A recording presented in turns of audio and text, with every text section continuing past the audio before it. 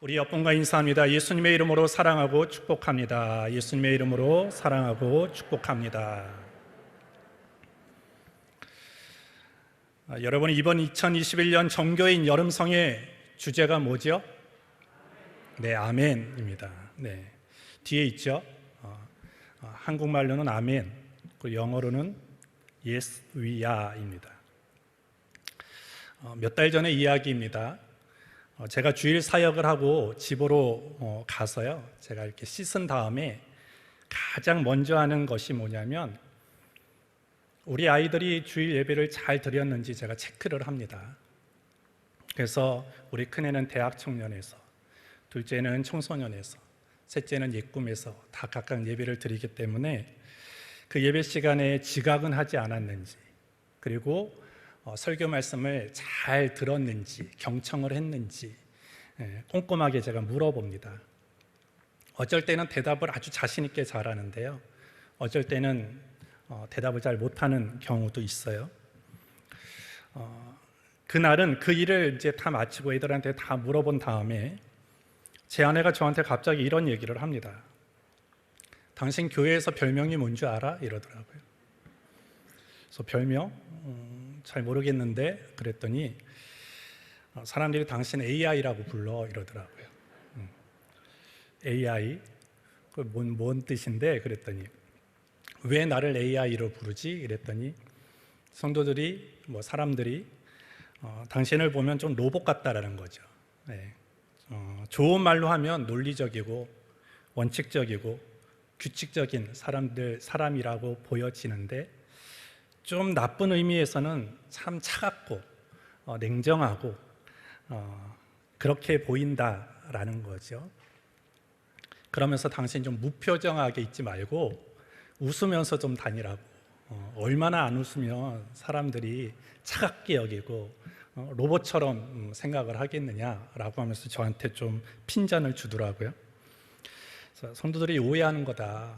나는 차가운 사람이 아니라 대단히 따뜻한 남자다, 이렇게 얘기를 했는데요. 그러면서 이제 그런 별명의 얘기가 나와가지고요, 우리 아이들한테도 한번 물어봤어요. 야, 니네 별명이 있니? 그랬더니 다 각자가 별명이 있더라고요. 근데 우리 둘째 아이한테 넌 별명이 뭐니? 그랬더니 난 500원이야 이러더라고요. 500원? 왜 별명이 500원이야? 그랬더니 입이 하도 싸가지고 500원이라는 것이죠. 그래서 자기 친구들이 자기한테 얘기하면 다음 날에 가면 전교생이 다 알고 있다는 것이죠. 그래서 친구들이 자기를 500원이라고 별명을 지어줬다는 거예요. 그래서 가끔 이제 제가 우리 둘째 아이를 부를 때, 야, 500원 일로 와봐, 제가 이러는데요, 며칠 전에는 저한테 그러더라고요. 아빠, 이제 나 500원 아니야 이러더라고요.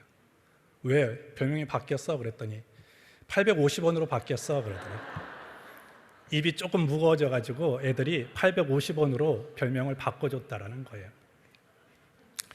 여러분들 별명 있으십니까? 네, 별명이 있으신 분도 있고 없으신 분도 있을 것입니다. 좋은 의미의 별명을 가지고 있는 분도 있고요, 그렇지 않은 그런 분들도 있을 텐데, 저는 하나님께서 저와 여러분들에게 별명을 지어주신다면 어떤 별명이 참 좋을까 한번 이 설교 준비를 하면서 생각해 봤어요. 우리가 가장 원하는 별명이 뭐냐면 전 예스맨이 되었으면 좋겠습니다. 하나님의 명령 앞에, 하나님의 약속 앞에 오직 예만 하는, 예스만 하는, 아멘만 하는 그런 예스맨이 되어지기를 주님의 이름으로 축복합니다. 그래서 우리 인천소목의 모든 성도들이 하나님께서 그래 너는 예스맨이야, 오직 아멘만 했어 라고 칭찬할 수 있는 우리 모든 성도들 되어지기를 주의 이름으로 축복합니다. 우리 한번 다짐하겠습니다. 나는 따라 하나님의 명령과 하나님의 약속의 예스맨입니다. 우리 옆분과 인사하겠습니다. 우리는 하나님의 명령과 약속의 예스맨입니다.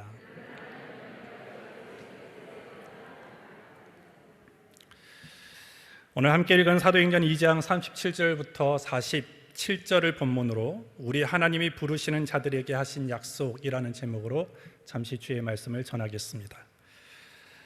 우리는 인생을 살아가면서 많은 약속을 합니다. 부모가 자녀 간에 약속을 하고요, 부부 간에 약속을 하고요, 또 친구 간에 약속을 합니다. 혹은 회사의 어떤 상사와 그리고 또 직원으로서 또 약속을 합니다. 국가는 국민에게 약속을 하죠. 그리고 국민은 또 국가에게 약속을 합니다. 그렇기 때문에 우리의 인생은요, 늘 많은 약속들을 하며 살아갈 수밖에 없습니다. 그 약속들을 잘 지키고 이행하면 그 사람은 신용 있는 사람이 되어집니다. 신임을 받게 되어집니다. 우리가 인생을 살아가는 데 있어서 가장 큰 자본이 뭐냐면 돈이 아니라 요즘 시대는요, 신용인 것을 우리는 알 수 있습니다. 내가 아무리 지금 돈이 없고 가진 것이 없다 할지라도 신용이 있으면 우리는 그 모든 것들을 좀 초월하며 살아갈 수 있죠. 은행에 가서도 돈을 빌리려면 신용이 있어야 됩니다. 아무리 내가 재산이 많고 아무리 많은 그런 조건이 있다 할지라도 약속을 잘 지키지 않는 신용이 없는 사람은 절대 은행에서 좋은 평가를 내리지 않는다는 것입니다. 그래서 관계가 건강하려면 신용이 좋아야 되고요, 사회가 건강하려면 신용이 좋아야 됩니다. 근데 신용이 좋기 위해서 가장 중요한 것이 뭐냐면 서로가 약속을 잘 지켜야 된다는 것입니다. 오늘 이 성경은요, 어떻게 보면 약속과 성취의 책이라고 얘기할 수 있습니다. 오늘 성경에는요, 하나님의 약속이 담겨져 있습니다. 그리고 하나님이 하신 약속이 어떻게 성취되어져 가고 있는가를 우리에게 알려주는 것이 성경입니다. 성경에는 하나님이 인간에게 하신 약속도 있지만 또 사람이 하나님께 한 약속도 있습니다. 사람들은 하나님께 한 약속을 잘 지키지 못하는 경우들을 우리는 종종 보지만 하나님께서는 하나님이 약속하신 것들을 하나도 빠짐없이 신실하게 지키셨음을 우리는 볼 수 있습니다. 오늘 고린도후서 1장 20절, 오늘 우리 성의 주제 성구입니다. 하나님의 약속은 얼마든지 그리스도 안에서 예가 되니 그런즉 그로 말미암아 우리가 아멘하여 하나님께 영광을 돌리게 되느니라, 이렇게 말씀을 합니다. 시편 89편 34절에도 내 언약을 파하지 아니하며 내 입술에서 낸 것도 변치 아니하리로다. 민수기 23장 19절에 하나님은 인생이 아니시니 시건치 않으시고 인자가 아니시니 후회가 없으시도다. 어찌 그 말씀하신 바를 행치 않으시며 하신 말씀을 실행치 않으시랴, 이렇게 말씀합니다. 성경 곳곳에서 하나님의 신실하심에 대해서 얘기하고 있습니다. 그렇게 우리는 하나님의 약속을 믿어야 될 줄 믿습니다. 사람과 사람과의 약속은요, 여러 가지 상황이 달라지면 그 약속이 어그러질 수도 있고요, 계약이 파기될 수도 있습니다. 하지만 우리 하나님이 하신 약속은요, 어떤 상황 속에서도 어떤 형편 속에서도 그 약속은 반드시 지켜지게 되어지는 것입니다. 따라서 우리가 바른 신앙생활을 한다는 것은 뭘 의미하느냐? 하나님의 약속을 믿고 그대로 따라 살아가는 것, 그것이 결국 바른 신앙이 되어지는 것입니다. 하나님께서는 우리에게 많은 약속들을 하셨습니다. 그리고 그 약속들을 이미 이루어 주신 것도 있습니다. 그리고 앞으로 이루어 주실 것도 있습니다. 특별히 오늘 본문을 통하여 저와 여러분들에게 하신 약속이 무엇인지, 우리가 예로 그리고 예스로 그리고 아멘으로 받아야 할 약속이 무엇인지를 오늘 본문을 통해서 잠시 살펴보도록 하겠습니다. 첫 번째, 신실하신 하나님께서 우리에게 성령을 선물로 주시겠다고 약속하셨습니다. 오늘 앞서 말씀드렸듯이 하나님은 신실하신 분이십니다. 하나님의 성품은 무궁무진하죠. 근데 하나님의 성품 중에 제가 생각했을 때 가장 중요한 성품이 뭘까라고 생각하면 신실함이라고 생각되어집니다. 하나님은 전능하신 하나님이요, 선하신 하나님이시고 인자하신 하나님이십니다. 하나님은 능치 못하심이 없는 분이십니다.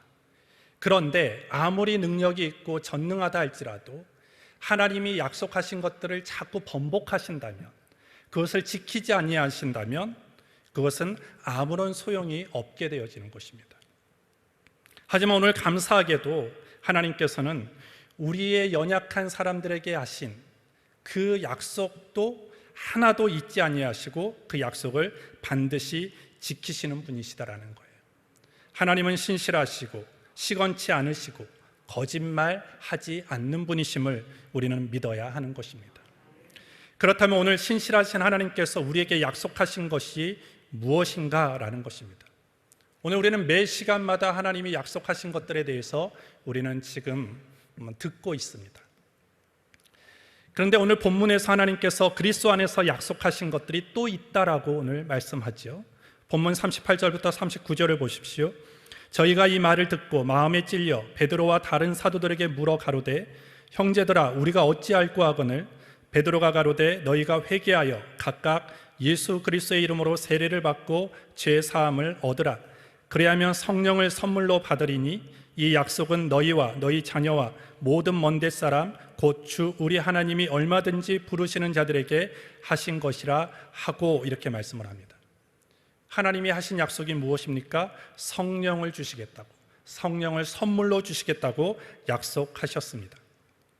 이 약속은 오늘 본문에만 있지 않습니다. 요엘 2장 28절부터 29절에 그 후에 내가 내 신을 만민에게 부어주리니 너희 자녀들이 장래일을 말할 것이며 너희 늙은이는 꿈을 꾸며 너희 젊은이는 이상을 볼 것이요 그때 내가 또 내 신으로 남종과 여종에게 부어줄 것이며 라고 약속하셨습니다. 사도행전 1장 5절에도 요한은 물로 세례를 베풀었으나 너희는 몇 날이 못되어 성령으로 세례를 받으리라 하셨느니라 이렇게 말씀합니다. 성경 곳곳에서 하나님이 성령을 부어주시겠다고, 성령을 선물로 주시겠다고 약속하셨습니다. 그렇다면 왜 하나님은 성령을 주시겠다고 약속하십니까? 왜 성령을 보내주시겠다고 이렇게 반복해서 약속을 하시는 것입니까? 그것은 바로 우리에게 가장 좋은 선물이기 때문입니다. 마태복음 7장 7절부터 11절에 구하라 그러면 너희에게 주실 것이요 찾으라 그러면 찾을 것이요 문을 두드리라 그러면 너희에게 열릴 것이니 구하는 이마다 얻을 것이요 찾는 이가 찾을 것이요 두드리는 이에게 열릴 것이니라. 너희 중에 누가 아들이 떡을 달라 하면 돌을 주며 생선을 달라 하면 뱀을 줄 사람이 있겠느냐. 너희가 악한 자라도 좋은 것으로 자식에게 줄 알거든 하물며 하늘에 계신 너희 아버지께서 구하는 자에게 좋은 것으로 주시지 않겠느냐 이렇게 말씀을 합니다. 이 본문이 누가복음에는 어떻게 쓰였냐면 앞에는 거의 비슷하고요, 뒤에는 이렇게 기록되어 있습니다. 너희가 악한 자라도 좋은 것을 자식에게 줄 알거든 하물며 너희 천부께서 구하는 자에게 성령을 주시지 않겠느냐. 마태복음에서는 하나님 아버지께서 하나님의 자녀들에게 좋은 것을 주신다고 약속하셨어요. 근데 누가복음에서는 그 좋은 것이 무엇인가에 대해서 우리에게 말해줍니다. 그것이 뭐냐면 성령이라고 오늘 우리에게 가르쳐 주는 것입니다. 구하는 자에게, 찾는 자들에게, 두드리는 자들에게 하나님은 좋은 것을 주실 터인데 그 좋은 것은 바로 성령이라는 것입니다. 따라서 오늘 하나님께서 우리에게 가장 주고자 하는 최고의 선물, 가장 좋은 선물은 성령이라는 것을 우리는 알아야 하는 것입니다. 불신자가 받을 수 있는 최고의 선물, 그리고 신자가 이미 받은 최고의 선물은 뭐냐면 예수 그리스도예요. 그리고 예수 그리스도를 이미 선물로 받은 신자에게 또 주어질 최고의 선물은 성령이라고 얘기할 수 있는 것입니다. 따라서 오늘 이것보다 더 나은 선물을 없다라는 것입니다. 그렇다면 하나님께서 그 어떤 것보다도 구하고 두드리고 찾는 자들에게 다른 것을 주겠다라고 약속한 것이 아니라 먼저 가장 좋은 성령을 주시겠다고 하신 이유가 무엇이겠습니까? 그것은 무엇보다도 성령이 더 낫기 때문이에요. 무엇보다도 우리에게 더 필요한 것이 성령이기 때문입니다. 무엇보다도 우리에게 꼭 있어야 될 것이 성령이기 때문입니다. 그래서 우리에게 먼저 가장 좋은 것 성령을 주시겠다고 약속하는 것입니다. 여러분들, 성령님과 감히 비교할 수 있는 것은 이 세상에 없습니다. 여러분들, 남편들이 아내를 사랑하죠.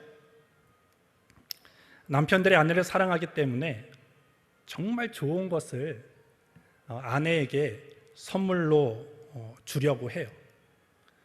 다이아몬드 반지도 사주려고 하고요, 명품 가방도 사주려고 하고요, 그리고 아내가 원하면 최고급 화장품도 사주려고 합니다. 그런데 남편들이 그런 걸 안 사주죠. 그죠?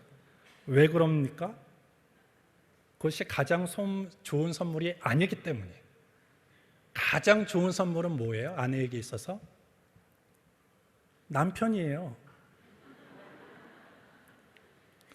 여러분들 남편이 좋습니까? 명품 가방이 좋습니까? 표정이 갑자기 안 좋아집니다. 남편이 좋아요? 명품 가방이 좋아요? 남편이 좋아요? 비싼 고가 화장품이 좋아요? 웅얼웅얼하지 마시고. 그래서 남편이 안 사주는 거예요. 가장 최고 좋은 선물이 옆에 있으니까. 하나님이 우리가 기도할 때 많이들 들어주시는데 왜 안 들어주시는 것도 있느냐? 성령이 가장 좋은 것이기 때문에.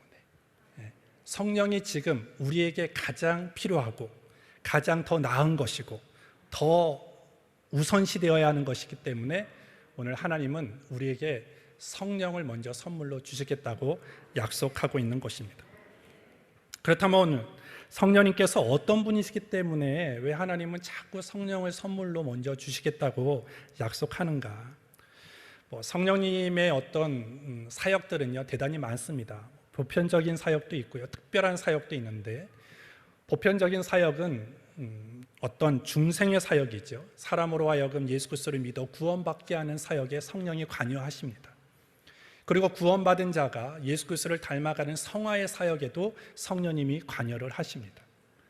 그리고 특별한 사역, 우리가 증인으로서 전도의 사역을 하고 기도를 하는 데 있어서도 성령의 도움이 필요합니다.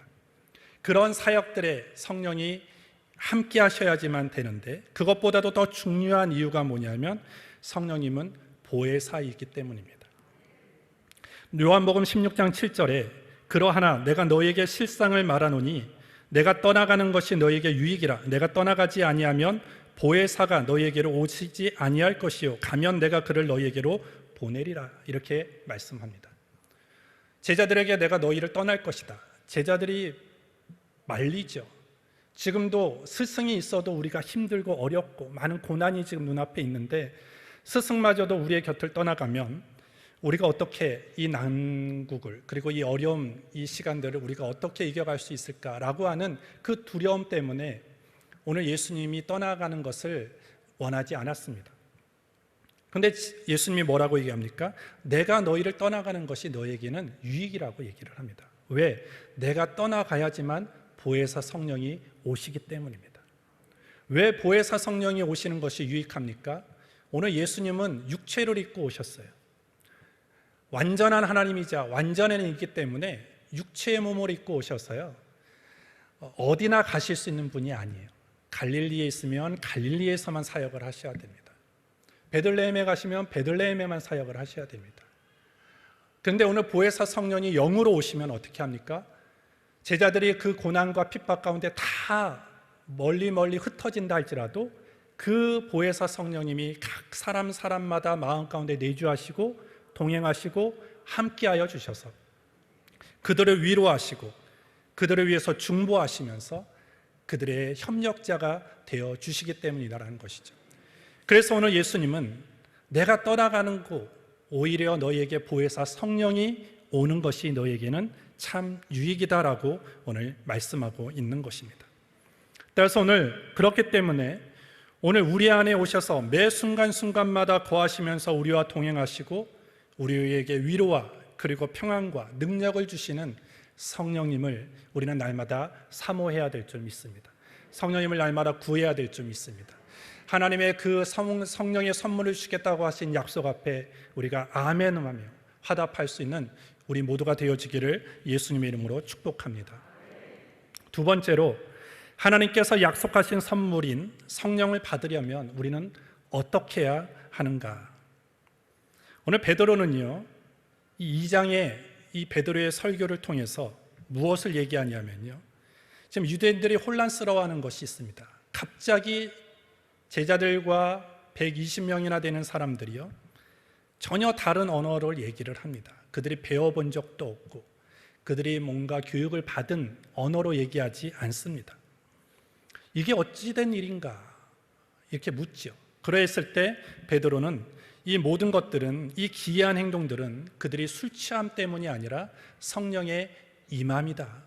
하나님이 약속하신 그 성령이 임했기 때문에 이러한 현상, 이러한 역사가 일어난 것이다라고 말씀을 전하죠. 그러면서 더 나아가서 오늘 너희들이 죽인 이 예수는요, 어떤 분이시냐? 하나님 아버지가 너희들을 위하여 보낸 메시아이다, 그리스도이다라는 것을 전하게 되어집니다. 그러면서 너희가 핍박하여 죽인 예수가 하나님 아버지께서 그를 다시 살리심으로 주와 그리스도가 되게 하셨다라는 것을 전하게 되어집니다. 이 설교를 들은 사람들이 어떻게 얘기합니까? 37절에 보시면 저희가 이 말을 듣고 마음에 찔려 베드로와 다른 사도들에게 물어 가로되 형제들아 우리가 어찌할꼬 하거늘, 이렇게 되어 있습니다. 그 베드로의 설교를 들은 이 사람들이 어떤 현상이 일어나느냐? 마음에 찔렸다, 이렇게 되어 있어요. 이 마음에 찔리다라는 것은 뭔가 단지 좀 죄책감을 가졌다, 여기에 머무는 것이 아니라 진짜 마음과 그 심령이 바늘에 찔린 것처럼 아픈 감정을 느꼈다라는 것입니다. 여러분들 바늘에 찔려 보셨나요? 아프죠? 만약에 바늘이 내 심장을 찔렀다라고 한번 상상을 해보십시오. 얼마나 아프겠습니까? 근데 오늘 그 베드로의 설교를 들은 많은 사람들이 그 설교를 듣고 난 다음에 그 마음의 예리한 아픔, 바늘로 심장을 찌르는 것 같은 그 통증과 아픔을 느꼈다라고 오늘 성경이 말해주는 것입니다. 오늘 우리는 하나님의 말씀을 들을 때 이런 반응이 일어나야 되는 것입니다. 우리가 하나님의 말씀을 듣고 그냥 아무런 감흥이 없고 감동이 없고 결단이 없으면 우리에게는 어떤 역사도 일어나지 않게 되어지는 것입니다. 오늘 우리도 매 주일마다 그리고 매 예배마다 주님의 말씀이 선포되어질 때, 하나님의 말씀이 내 귀에 들려질 때 오늘 이 사도행전에 기록되어 있는 마음에 찔리는 듯한 그런 통증, 그런 아픔, 마음의 그런 가난함이 회복되어져야 될 줄 믿습니다. 그러할 때 거기서부터 새로운 역사가 시작되어진다라는 것입니다. 그래서 우리가 그러기 위해서는 우리가 먼저 해야 될 게 있어요. 하나님의 말씀이 선포되어질 때 아멘으로 화답해야 돼요. 제가 육부 설교를 하는데요, 육부 설교에는 많은 성도들이 오지 않습니다. 그런데 제가 설교를 하면서 막 힘이 나요. 그것이 뭐냐면 육부 찬양대가요, 아멘을 너무나 크게 해주는 거예요. 설교를 하면서도 신이 나요. 힘이 납니다. 여러분들 특별히 마스크를 쓰고 있기 때문에 작게 하면 안 들려요. 그러니까 여러분들 크게 하셔야 돼요. 아멘으로 화답하죠. 여러분들 우리 제가 청년부에 있을 때는요, 청년들이 아멘으로 화답하는 경우도 있지만 제가 종종 들리는 얘기가 뭐냐면 대박, 이런 얘기도 해요. 아멘을 해야 될 때 대박 이러기도 하고요, 헐 이러기도 하고. 그런데 어쨌든 반응을 한다는 거 아닙니까? 오늘 우리 성도들이 다시 회복해야 될 것이 뭐냐면 좀 이렇게 반응이 있어야 돼요. 말씀을 전할 때 아멘, 예스, 이런 반응이 있어야 할 때 거기에 감동이 일어나게 되어지고, 더 나아가서 성령이 우리와 함께 하심으로 말미암아 마음에 찔리는 그런 역사도 일어나게 될 줄 믿습니다. 이런 감동이, 그런 감정이 느껴졌을 때 오늘 왜 그들이 그런 감정을 느꼈겠습니까? 베드로의 설교를 듣고 왜 그런 감정을 느꼈겠습니까? 그것은 어떤 사람은 이 설교를 잘 듣다 보니까 예수를 죽인 것에 내가 적극적으로 동참했기 때문이에요. 그리고 어떤 사람은 내가 예수가 죽임을 당하는 거 보고 기뻐했던 사람도 있어요.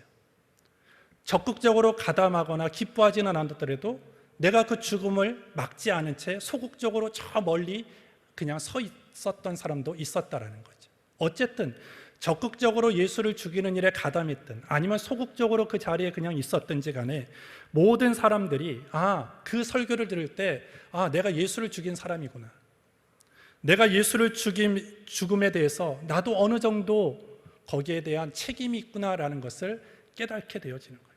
그러면서 철저한 그런 마음의 고통, 아픔이 일어나기 시작했습니다. 그러면서 베드로에게 그러면 우리가 어떻게 해야 되냐, 어떻게 하는 것이 이 문제를 해결해야 할 수 있는 것이냐라고 질문을 던지죠. 이 질문에 베드로는 이렇게 대답을 합니다. 38절부터 39절에 보시면 베드로가 가로되 너희가 회개하여 각각 예수 그리스도의 이름으로 세례를 받고 제사함을 얻으라. 그리하면 성령을 선물로 받으리니 이 약속은 너희와 너희 자녀와 모든 먼 데 사람 곧 주 우리 하나님이 얼마든지 부르시는 자들에게 하신 것이라 하고, 우리가 어찌할꼬? 라고 하는 이 질문 앞에 베드로의 대답은요, 대단히 간단합니다. 그것이 뭡니까? 회개해라. 그리고 세례를 받고 죄사함을 얻으라 라는 것이었습니다. 그러면 너희가 성령을 선물로 받는다라고 말씀을 하였습니다. 그렇다면 오늘 우리가 그리스도 안에서 하나님이 약속하신 그 하나님의 선물 성령을 내 것으로 그 선물을 기쁨으로 받기 위해서는 어떻게 합니까? 회개해야 된다라는 거예요. 회개는 무엇입니까? 생각을 바꾸고 삶을 바꾸는 것입니다. 회개하다라는 것은 이제까지 내가 가지고 있었던 견해 그리고 생각을 바꾸는 것입니다. 내 견해가 바뀌어야지, 내 생각이 바뀌어야지, 내 가치관이 바뀌어야지만 행동의 변화가 일어나는 것입니다. 생각의 변화 없이, 가치관의 변화 없이는 절대 행동이 달라지지 않습니다. 말이 달라지지 않는다라는 거예요. 내 생각 속에 있는 것이 입술을 통해서 나오는 것이 말이에요. 내 생각 속에 있는 것이 내 손과 발을 통해서 드러나는 것이 행동이라는 것입니다. 그래서 회개는요, 내가 가지고 있는 견해와 생각이 달라지는 것입니다. 이제까지 내가 예수 그리스도를 믿지 않았어요. 이제까지 내가 예수 그리스도가 내 인생의 주인이 되지 않았다면 그 생각을 바꾸는 것입니다. 너희가 이제까지 너희가 죽인 예수를 믿지 않았지 않느냐? 예수 그리스도를 메시아로 너희가 인정하지 않았지 않느냐? 그렇기 때문에 너희가 회개해야 된다는 것은 뭐냐? 그것은 이제까지 예수를 그리스도라 믿지 않고 하나님의 아들이라 인정하지 않고 너희의 구조로 영접하지 않은 잘못된 견해와 그 생각을 바꾸고 이제는 예수 그리스도를 너희의 그리스도로, 주로, 메시아로 영접하는 것이다 라는 것을 말해주는 거예요. 오늘 베드로는 예수를 믿지 않는 것이 죄라고 얘기를 합니다. 또한 요한복음 16장 9절에는 죄에 대하여 함은 그들이 나를 믿지 아니하며 라고 해요. 가장 큰 죄가 뭡니까? 예수를 믿지 않는 죄입니다. 그거에 대해서 우리는 철저하게 회개해야 된다는 거예요. 또한 우리는 더 나아가서 저와 여러분들은 이미 회개하고 제사함을 받아 구원함을 받았습니다. 예수 그리스도를 믿고 있습니다. 그렇다면 예수를 믿는 자들에게 회개하라는 말씀은 어떤 뜻입니까? 그리스도인으로서 하나님의 자녀로서 합당한 삶을 살지 않은 것에 대해서 회개하라는 것입니다. 말씀대로 살지 못한 것, 복음에 합당한 삶을 살지 못한 것, 그리스도인으로서 하나님의 영광을 드러내지 못한 그 부끄러운 삶을 회개하라고 오늘 권면하고 있는 것입니다. 따라서 회개는요, 마음으로도 해야 되는 것이고요, 입술로도 해야 되는 것이고 행동으로도 이어져야 하는 것입니다. 여러분들, 죄를 우습게 보면 안 돼요.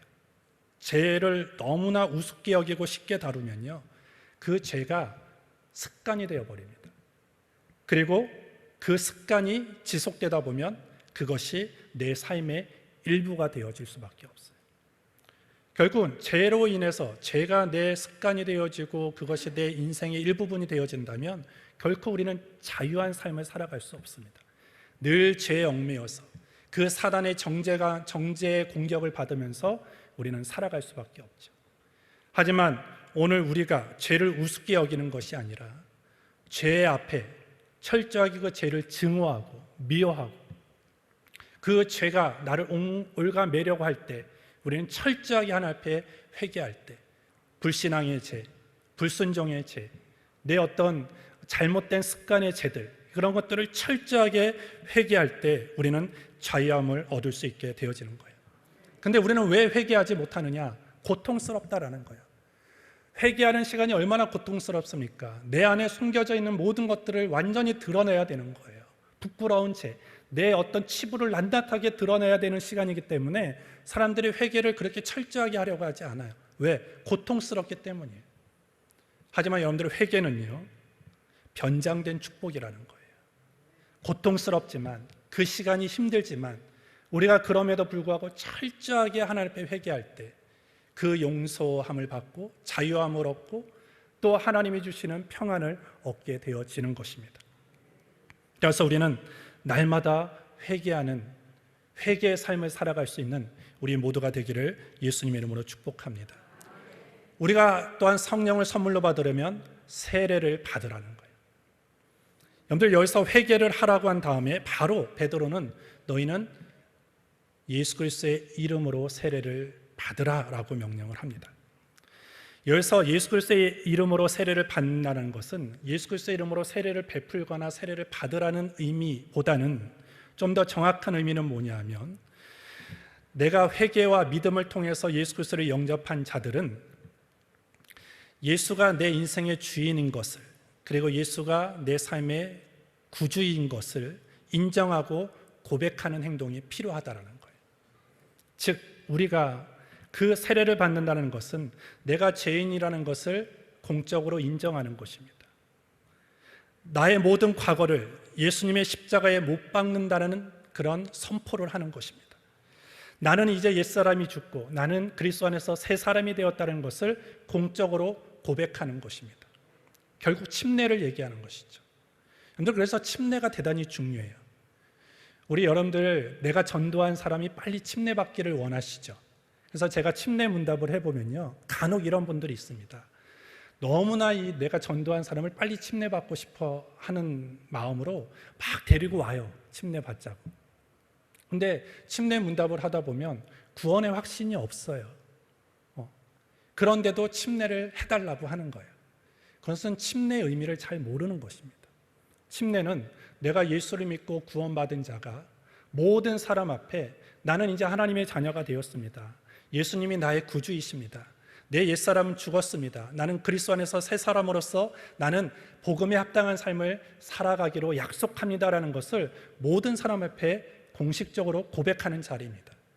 근데 구원의 확신과 그런 고백이 없이 침례를 받는 것은 잘못됐다라는 것입니다.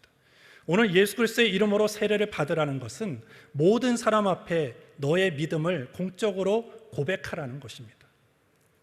왜 이럽니까? 여러분들 로마서 10장 9절부터 10절에 보시면 내가 만일 내 입으로 예수를 주로 시인하며 또 하나님께서 그를 죽은 자 가운데서 살리신 것을 내 마음에 믿으면 구원을 얻으리니 사람이 마음으로 믿어 의에 이르고 입으로 시인하여 구원에 이르느니라.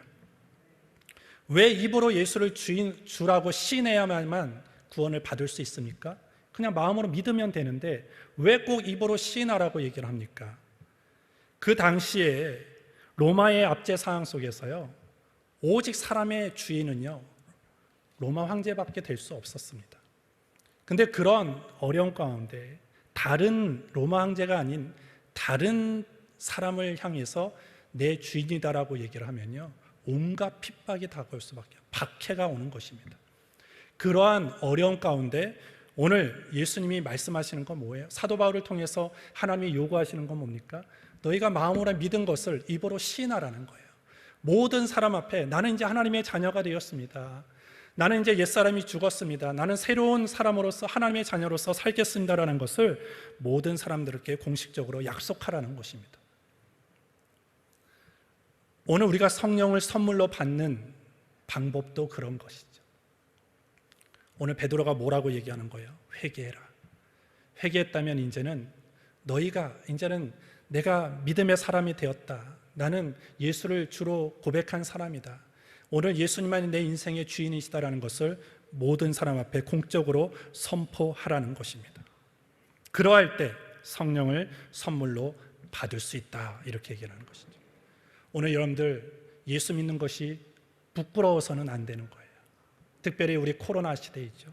많은 사람들이 이제 위드 코로나 이렇게 해가지고 늘 코로나와 함께 살아가야 돼요.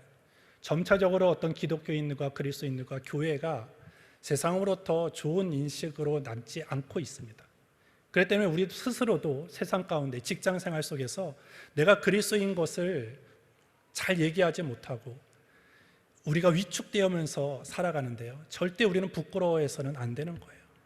정말 우리가 구원받은 자로서 늘 성령의 선물로 받기 위해서는 어떤 핍박과 어떤 고난과 어떤 역경이 있든지 간에 내가 그리스도인입니다.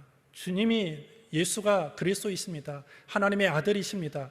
예수만이 나의 구주이십니다. 예수만이 주인이십니다. 라는 것을 공적으로 선포하며 나아갈 수 있는 저와 여러분들이 되기를 주의 이름으로 축복합니다.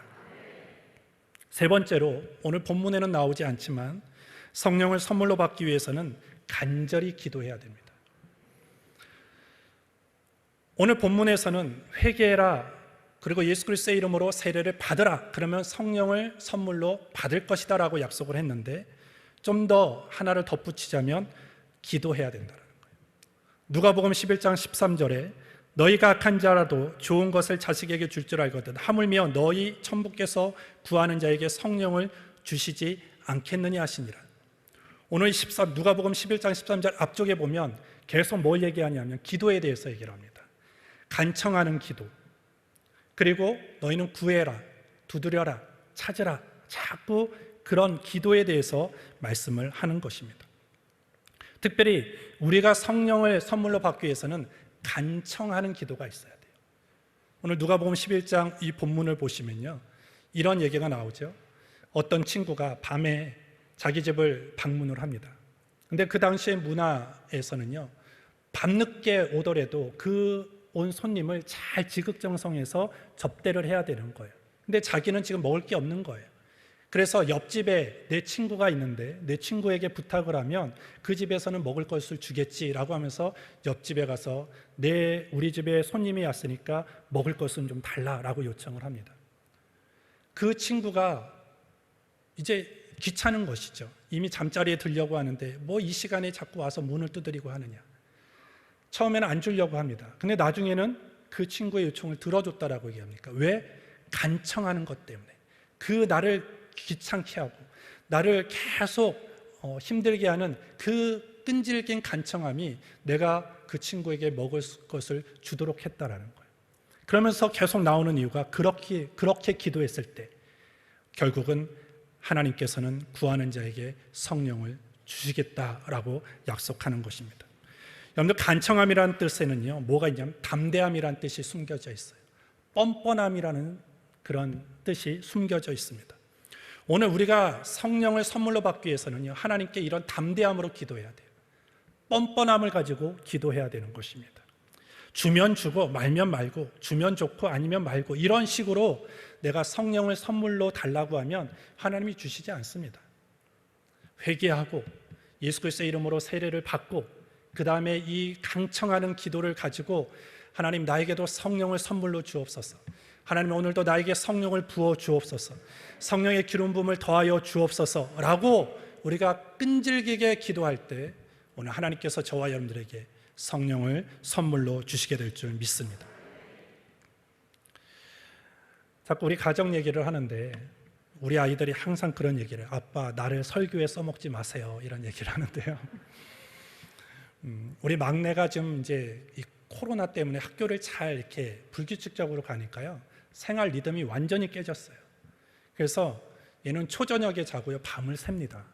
그러니까 초저녁에 자니까요, 저녁을 못 먹는 거예요. 그러니까 나중에 얘가 깨가지고 밤을 샐 때는요, 배가 고픈 거죠.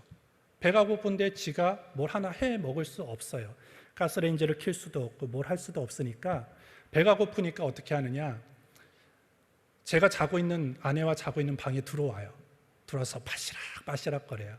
뭐 얘기는 못하고 자꾸 뭐 이것도 만졌다 저것도 만졌다 하면 그 소리에 제가 이제 깹니다. 그래서 너 왜 여기 이 방에 왔어? 그러면 아빠 배고파, 이러는 거예요. 야, 그냥 참어. 이럴 때도 있는데, 아빠 나 너무 배고파, 이러면 어떻게 해요? 그 새벽에 일어나서 먹을 걸 챙겨줘요. 어떨 땐 제 아내가 챙겨주고 어떨 땐 제가 챙겨줍니다.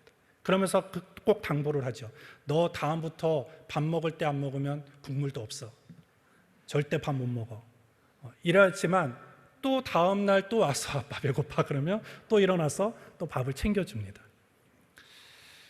오늘 제가 그렇게 친절한 아버지가 아니에요. 그런데 저도 우리 딸아이한테 그렇게 뭔가가 요구되어지면 일어나서 피곤하지만 해주는데, 우리 하나님 아버지는 자비로우신 하나님이시에요. 좋으신 하나님이시에요. 사랑의 하나님이십니다. 자상한 아버지이십니다. 그래서 우리가 간청하여 기도하면, 하나님을 향하여 두드리면, 구하면, 찾으면 하나님은 반드시 그 약속을 이루어 주시는 것입니다. 이렇게 우리가 회개하고 예수 그리스도의 이름으로 세례를 받고 그리고 성령의 선물을 위하여 간절히 기도할 때 성령을 선물로 받을 수 있는데, 그 성령을 선물로 받을 수 있는 대상은 어떠합니까? 39절에 보시면 이 약속은 너희와 너희 자녀와 모든 먼데 사람 곧 주 우리 하나님이 얼마든지 부르시는 자들에게 하신 것이라 하고, 구약에는요 성령이 특별한 사람에게만 임했습니다. 하나님이 사용하시고자 하는 사람, 뭐 왕이나 제사장이나 뭐 이런 선지자들에게만 성령의 기름 부음이 임했죠. 하지만 오늘 이 성령의 시대에는 어떻게 합니까? 이 약속은 모든 사람에게 적용된다라는 거예요. 하나님이 부르시는 모든 자들에게 이 약속은 이루어진다라는 것입니다. 어떤 사람? 지경이 세대를 뛰어넘습니다. 너희 자녀 세대를 뛰어넘지요. 그리고 모든 먼데 사람, 지역을 뛰어넘는 것입니다. 세대와 상관없어요. 지역과 상관없습니다. 나라와 상관없습니다. 오직 회개하고 예수 그리스도의 이름으로 세례를 받고 성령의 선물을 받기 위해서 간청하며 기도하는 모든 자에게 이 약속은 유효하다라는 거예요. 오늘 이 밤에 이 약속은 저와 여러분들에게도 유효하게 될 줄 믿습니다. 그래서 이 밤에 우리는 회개하는 기도가 있어야 돼요. 그리고 내가 다시 한번 예수 그리스도가 내 인생의 구주이심을 고백하고 선포하는 시간이 돼야 됩니다. 그리고 성령의 충만함을 위해서, 성령의 세례를 위해서 간절히 기도하는 밤이 되어질 때 오늘 이곳이 마가의 다락방이 되어지게 될 줄 믿습니다. 그렇다면 마지막으로 하나님의 약속하신 선물 성령이 임하면 우리에게 어떤 역사가 일어나느냐라는 것입니다. 오늘 본문 42절부터 47절을 보십시오. 사람마다 두려워하는데 사도들로 인하여 기사와 표적이 많이 나타나니 믿는 사람이 다 함께 있어 모든 물건을 서로 통용하고 또 재산과 소유를 팔아 각 사람의 필요를 따라 나눠주고 날마다 마음을 같이하여 성전에 모이기를 힘쓰고 집에서 떡을 떼며 기쁨과 순전한 마음으로 음식을 먹고 하나님을 찬미하며 또 온 백성에게 칭송을 받으니 주께서 구원받는 사람을 날마다 더하게 하시니라. 하나님의 말씀을 듣고 회개하고 예수 그리스도의 이름으로 세례를 받고 간청하며 기도했을 때 많은 사람들이 그리스도인이 되었습니다. 그리고 그리스도인이 된 것뿐만 아니라 그들의 정인격적인 삶이 달라지게 되었다는 거예요. 그들이 어떻게 됩니까? 물건을 함께 씁니다. 구제하기를 좋아합니다. 교제에 힘썼습니다. 늘 하나님을 찬양했습니다. 그리고 세상 모든 사람 앞에 모범된 삶을 살았고요, 하나님을 늘 찬미하고 찬양하는 그런 사람들이 되었습니다. 어떻게 이렇게 초대교회가 이렇게 아름다운 교회가 될 수 있었느냐? 초대교회를 구성했던 사람들이 처음부터 이렇게 믿음의 성숙함이 있었던 사람이냐? 아닙니다. 오늘 사도행전을 보면 이 초대교회를 구성하고 있는 대다수가 어떻게 보면 새신자예요. 새가족입니다. 근데 그들이 어떻게 이렇게 건강한 교회, 정말 모범된 교회를 세워가고 만들어갈 수 있었느냐? 그것은 그들이 성령을 받았기 때문이에요. 에베소서 4장 3절부터 4절에 평안에 매는 줄로 성령이 하나 되게 하신 것을 힘써 지키라. 몸이 하나이요 성령이 하나이니 이와 같이 너희가 부르심의 한 소망 안에서 부르심을 입었느니라. 그들을 하나 되게 하신 것, 그들을 그렇게 아름다운 성숙함으로 이끌어 가셨던 것은 성령이 그들을 하나 되게 하셨다라고 에베소서에서 말해주는 것입니다. 오늘 이러한 모습으로 되었을 때 그 교회는 계속 부흥하게 되어져요. 믿는 사람들이 더하여지고 사람에게 칭찬받고 세상이 그 교회와 그 사람들을 두려워하는 그런 일들이 일어났다라는 것입니다. 여러분들, 성령을 선물로 받은 사람은요 이와 같은 능력이 나타나는 것입니다. 여러분들, 이 사도행전 2장일 뿐만 아니라 오늘 구약이나 신약에 하나님의 영이 임한 사람, 주의 기름 부음으로 충만한 사람은요 지혜가 충만했습니다. 총명이 충만했습니다. 지식이 넘쳐났습니다. 담대함이 일어났습니다. 탁월한 지도력과 리더십을 갖게 되었습니다. 따라서 오늘 우리에게 필요한 것은 무엇입니까? 성령이라는 거예요. 존 스토트는 이런 말을 했어요. 성령이 계시지 않다면 그리스도의 제자가 된다는 것은 상상할 수도 없으며 심지어 불가능하기까지 할 것이다. 생명을 주시는 분이 없으면 생명은 있을 수 없고 진리의 영이 없으면 깨달음이 없으며 성령의 연합이 없으면 교제가 없고 성령의 열매를 떠나서는 그리스도를 닮은 성품을 지닐 수 없고 구분의 권능 없이는 효과적인 증언을 할 수 없다. 호흡이 없는 육체는 시체인 것과 마찬가지로 성령이 없는 교회는 죽은 것이다. 성령이 그만큼 중요하다는 거예요. 성령이 없는 교회는 죽은 것처럼 성령이 함께 하시지 않고 성령이 내주하시지 않는 사람은 죽은 신자와 같다라는 것입니다. 여러분들, 공기가 없으면 어떤 새도 나를 수 없대요. 아무리 큰 독수리라 할지라도. 그리고 참새도 공기가 없이는 절대 날 수 없다는 것입니다. 물고기도 마찬가지예요. 아무리 큰 물고기도 물이 없으면 헤엄을 못 치는 거예요. 생명을 유지할 수 없게 되어지는 거예요. 마찬가지로 저와 여러분들, 성도들은요, 성령의 힘이 없이는 절대 이 세상을 이기며 살아갈 수 없어요. 승리하며 살아갈 수 없습니다. 그래서 우리 모두는 성령을 받아야 됩니다. 성령을 선물로 받는 저와 여러분들이 되기를 주의 이름으로 축복합니다. 그러할 때 우리의 삶은요, 업그레이드 되어지는 거예요. 성령 안에서 업그레이드 되어집니다. 오늘 성령 안에서 우리의 삶이 업그레이드 되어지면 어떤 역사가 일어납니까? 우리의 한계를 뛰어넘을 수 있어요. 성령이 우리가 가지고 있는 한계를 뛰어넘게 하시고요, 내가 가지고 있는 잠재력을 극대화시킨다라는 것입니다. 성령이 나와 함께 하시면 각양 놀라운 은사들이 우리 안에서 일어나게 되어집니다. 성령이 나와 함께 하시면 삶에 활력이 넘치게 되어지는 거예요. 성령이 우리 안에 역사하면 우리는 내 인격이 변화되고 내 삶이 달라지게 되어지는 것입니다. 그것은 어떤 교육과 훈련으로 되어지는 게 아니에요. 내 잠재력이 극대화되어진다? 내가 정말로 내가 가지고 있는 한계를 뛰어넘을 수 있다? 그것은 교육으로 되는 것이 아닙니다. 하나님의 기름 부음, 성령의 기름 부음, 성령의 역사하심을 통하여 그러한 파워가 생기고 삶의 집중력이 생기고 삶의 질서가 만들어지게 되어지는 것입니다. 스가랴 4장 6절에 그가 내게 일러 가로되 여호와께서 수룹바벨에게 하신 말씀이 이러하니라. 만군의 여호와께서 말씀하시되 이는 힘으로 되지 아니하며 능으로 되지 아니하고 오직 나의 신으로 되느니라. 하나님께서 오늘 주시고자 약속하신 가장 좋은 선물, 성령을 받는 시간이 되기를 바랍니다. 그런데 오늘 이 밤에는요, 다른 것 구하지 마세요. 가장 좋은 선물이라고 얘기했어요. 하나님, 내 남편이 명품백 좀 사주면 좋겠어요. 이런 기도 제목은 하지도 마세요. 내 집이 좀 넓혀져 갔으면 좋겠어요. 이것도 하지 마세요. 오늘 우리가 기도해야 될 것은 오직 성령이에요. 하나님, 오늘 나는 이 시간에 꼭 하나님이 약속하신 성령을 선물로 받고자 합니다.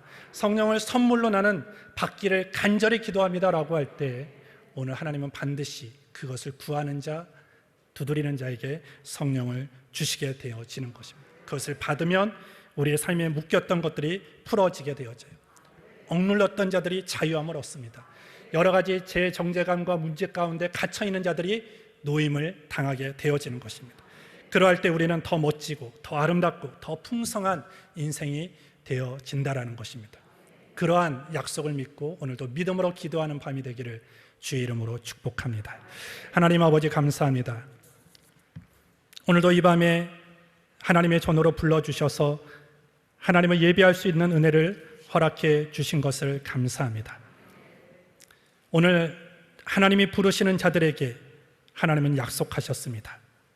성령을 선물로 주시겠다고 약속하셨는데 그 약속 앞에 우리가 오직 아멘만 있게 하여 주시고 예만 있게 하여 주시고 하나님의 약속 앞에 우리 모두가 예스맨이 되어지게 하여 주옵소서. 오늘 이 밤에 우리가 회개할 것입니다.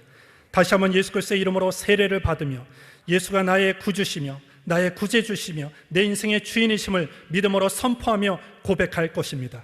또한 내가 성령의 충만함을 위해서 간청하며 기도하며 할 것입니다. 오늘 우리 모든 각 사람에게 하나님이 약속하신 성령을 부어 주옵소서. 성령이 임하게 하여 주옵소서. 한 사람도 거저왔다 거저가는 발걸음 없게 하여 주시고 오늘 우리 모두가 그 약속의 주인공이 되게 하여 주옵소서.